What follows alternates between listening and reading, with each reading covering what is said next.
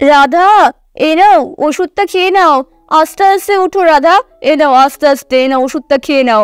হ্যাঁ, আস্তে আস্তে জল খাও।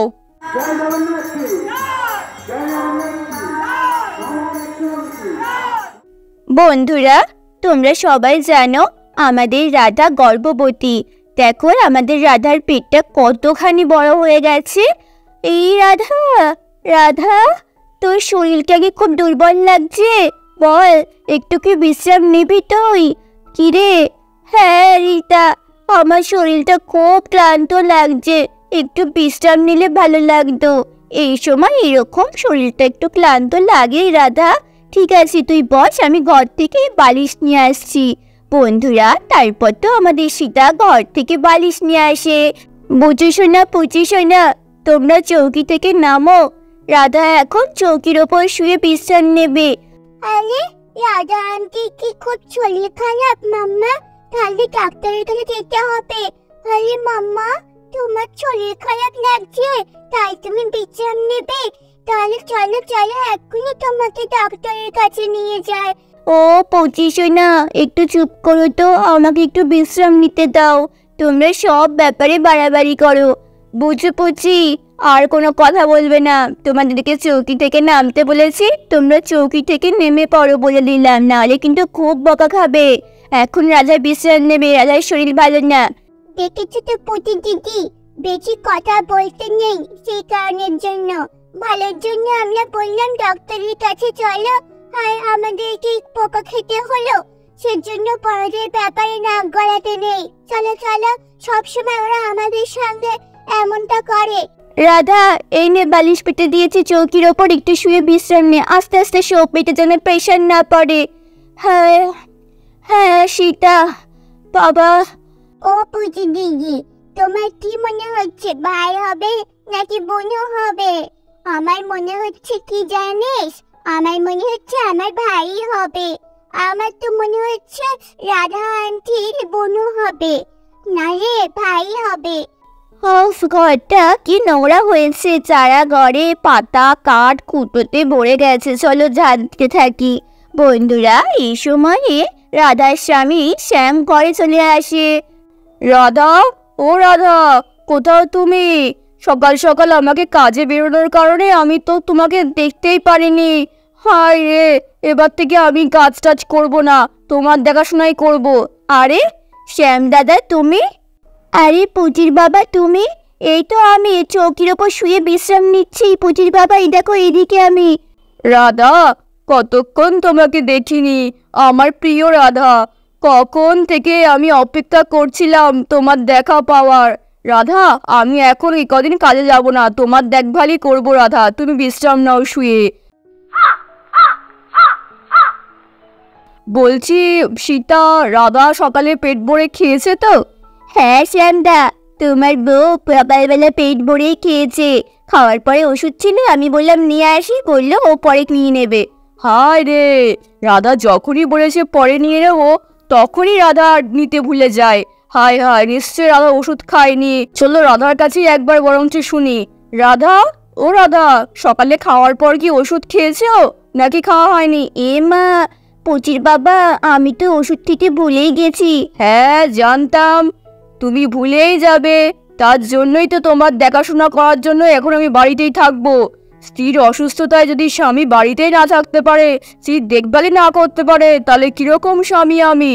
চলো, আমি তোমার জন্য ওষুধ আর জল নিয়ে আসছি রাধা। হ্যাঁ পুচির বাবা, দেখো টেবিলের ওপর রাখা আছে। বন্ধুরা, তারপর পুচির বাবা ঘরে গিয়ে ওষুধ আর জল নিয়ে আসছে আমাদের রাধার জন্য। রাধা, ওষুধ নিয়ে এসছি, দাঁড়াও, আস্তে আস্তে ওঠো, একা একা উঠতে যেও না, আমি তোমাকে ধরে ধরে তুলবো। বন্ধুরা, তারপর তো আমাদের রাধার স্বামী রাধাকে অনেক যত্ন সহকারে তুলতে থাকে। আস্তে আস্তে রাধা, এ নাও ওষুধটা ধরো, খেয়ে নাও ওষুধটা। হ্যাঁ, আস্তে আস্তে জল খাও, কোনো তাড়াহুড়োর কোনো কারণ নেই। হ্যাঁ হ্যাঁ হ্যাঁ, ব্যাস ব্যাস, হয়েছে। বাবা, সত্যি রাধা অনেক ভাগ্য করে শ্যামদাদার মতো স্বামী পেয়েছে।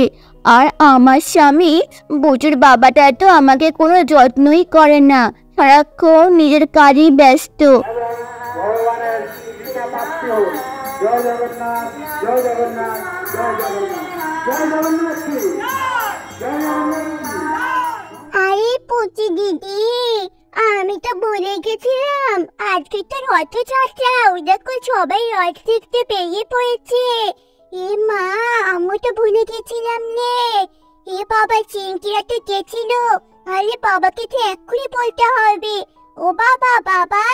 ওই দেখো রে, কি সর্বনাশ হয়ে গেল। এরা সকাল থেকে ভুলে গেছিল আজকে রথযাত্রা। এক্ষুনি রথ গেল, এক্ষুনি ওরা বায়না শুরু করবে। বাবা, বাবা, আমরা রথ দেখতে যাবো না? কখন যাবো আমরা রথ দেখতে? তুমি তো প্রত্যেকবার আমাদের রথ দেখতে নিয়ে যাও। আমি আর বুচু ভাই তো ভুলে গেছিলাম যে আজকে রথযাত্রা। ও বাবা, চলো চলো, এক্ষুনি আমরা রথ দেখে আসি। ও চাম কাকু, চলো। যাবার না রথ দেখতে? ওই দেখো রথটা চলে গেল। আমি তো একেবারে ভুলে গেছিলাম। চিংকি, বল্টি, মনা সবাই তো রথ দেখতে চলে গেছে। আমি আর বুচি পুচি দিদি তো শুধু একদিকে রয়েছি। হ্যাঁ, বলছি বুঝু পুচি, এইবারটা না থাকুক। হ্যাঁ, রাধার তো শরীরটা একটু খারাপ আছে, তাই রাধা কি করে যাবে বলো তো? প্রত্যেকবার আমরা চারজন যাই, এইবার না থাকুক। বন্ধুরা এই কথা শুনে তো আমাদের পুচি কান্না করতে থাকে। তার মানে আমরা এবারে রথ দেখতে যাবো না বাবা? তুমি আমাদের নিয়ে যাবে না? তুমি আমাদের নিয়ে যাবে না পুচি দিদি? নিয়ে যাবে না বলছে। বন্ধুরা তারপর তো আমাদের বুচি পুচির খুবই মন খারাপ হয়ে যায়। ওদের সমস্ত বন্ধুরা রথ দেখতে যাচ্ছে আর ওরা রথ দেখতে যাচ্ছে না বলে তারা তো মনের দুঃখে কান্নাকাটি করতে থাকে আর মন খারাপ করে সোফায় বসে পড়ে। পুচি দিদি, আমি খুব কষ্ট হচ্ছে পুচি দিদি। আরে বুচু পুচিরা কত আশা করেছিল রথ দেখতে যাবে, কিন্তু কি আর করার আছে, আমি তো রাধাকে একা সামলাতেও পারবো না। শ্যাম দাদাকে তো বাড়িতেই থাকতে হবে রাধার একটু দেখাশোনা করার জন্য। হায় হায়, পুচির বাবা বলছি ওদেরকে নিয়ে তুমি যাও রথ দেখতে। দেখো ওরা কিরকম ভাবে কান্নাকাটি করছে, আমার খুব খারাপ লাগছে। পুচির বাবা, তুমি যাও ওদের নিয়ে। আরে রাধা, তুমি এসব কি বলছো? তোমার দেখাশোনা করার জন্য তো আমাকে লাগবে নাকি? আমি ওদের নিয়ে রথ দেখতে গেলে কি করে হবে? এইবারে রথটা না হয় এইভাবেই কাটাই আমরা, বাইরে ঘুরতে গিয়ে দরকার নেই, নালে তোমার শরীর খারাপ হয়ে গেলে তখন তো আমি নিজেকে ক্ষমা করতে পারবো না। রাধা, কি করি বলো তো? বন্ধুরা এইদিকে তো আমাদের পুচির বাবারও খুব মন খারাপ হয়ে যাচ্ছে, যেহেতু বুচু পুচিকে এইভাবে কান্নাকাটি করতে দেখে। হ্যাঁ, কি করা যায়, এমন কিছু করতে হবে। পুচির বাবা, কিছু একটা করো না প্লিজ। হ্যাঁ, বাচ্চাগুলোকে দেখে না আমার কান্না পেয়ে যাচ্ছে, ওরা কত আনন্দ করবে ভেবেছিল। হ্যাঁ সত্যিই তো, কি করা যায় এখন? আইডিয়া, হ্যাঁ এইটা করলেই বরঞ্চ মনে হচ্ছে ভালো হতে পারে। আমি বরঞ্চ রাধাকেও নিয়ে যাই রথ দেখতে। সত্যিই তো, গর্ভাবস্থায় তো মহিলাদের মন ভালো রাখারও খুবই জরুরি আছে। তাই চলো রাধাকেও সঙ্গে নিয়ে যাবো খুনি রথ দেখতে। রাধাকে খুব সাবধানে ধরে ধরে নিয়ে যাব, আর সাথে বুচি পুচিও তো যেতে পারবে। এটাই বরঞ্চ ভালো উপায়। হ্যাঁ, ঠিকই ভাবছি। বন্ধুরা তারপর তো আমাদের পুচির বাবা বলতে থাকে, বুচু পুচি, আমরা রথ দেখতে যাবো শোনা, ঠিক আছে? তোমরা আমার সাথে রথ দেখতে যাবে, সঙ্গে আমি রাধাকেও নিয়ে যাব, তাহলে কোনো সমস্যা হবে না। রাধা আমার সাথে সাথে থাকবে, তোমরা আমাদের পেছন পেছন আসবে, ঠিক আছে? আর হ্যাঁ, কেউ ডাকলে কিন্তু যাবে না, ঠিক আছে? রাধা তুমি চলো, আমরা সবাই মিলে রথ দেখতে যাব। কিন্তু পুচির বাবা, আরে রাধা, আমি তো আছি তোমার সাথে, তোমার কোনো অযত্ন হবে না। সত্যি পুচির বাবা, আমরা সবাই যাবো রথ দেখতে। আমার যে কি ভালো লাগছে পুচির বাবা, তোমাকে আমি বলে বোঝাতে পারছি না। বুঝে পুচি, কিরে তোরা, চল আমরা যাই। কিন্তু শ্যাম দাদা, রাধাকে তুমি এই অবস্থায় নিয়ে যাবে, ঠিকঠাক করে দেখে রাখতে পারবে তো রাধাকে তুমি? আমার তো খুব চিন্তা হবে যেহেতু। আরে সীতা, এত চিন্তা করো না। হ্যাঁ, আমি রাধাকে ঠিক দেখাশোনা করে রাখতে পারবো। বুচি আমার পেছন পেছন আসবে। আহা, আমি জানি শ্যাম দাদা, তোমার থেকে রাজাকে যত্ন আর কি বা বেশি করতে পারে। তোমার উপর আমার সম্পূর্ণ ভরসা আছে শ্যাম দাদা।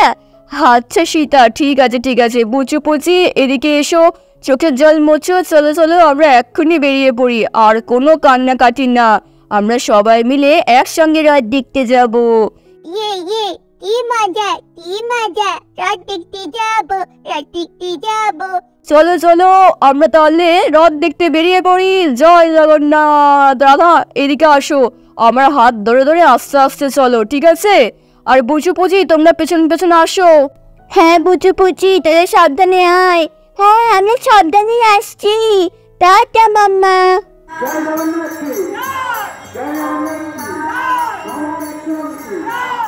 রাধা, প্রসাদের থালাটা আমার কাছে দাও, আমি জগন্নাথ দেবের চরণে প্রসাদটা দিয়ে দিই। চলো প্রসাদটা আমি দিয়ে দিই। জয় জগন্নাথ, বলরাম সুভদ্রা, জয় জয় জগন্নাথ। আমার স্ত্রী সন্তানকে ভালো রেখো জগন্নাথ দেবে। জয় জগন্নাথের জয়, জয় জগন্নাথ। বন্ধুরা, তারপর তো আমাদের পুচির বাবা রথের দড়ি ধরে টানতে থাকে। জয় জগন্নাথের জয়, জয় বলরামের জয়, জয় মা সুভদ্রার জয়। বুঝু পুচি এদিকে আসো তোমরা। জয় জগন্নাথ, জয় জগন্নাথের জয়, জয় জগন্নাথ, জয় জগন্নাথ, জয় জগন্নাথ। জয় জগন্নাথ, জয় জগন্নাথ, জয় জগন্নাথ, জয় জগন্নাথ।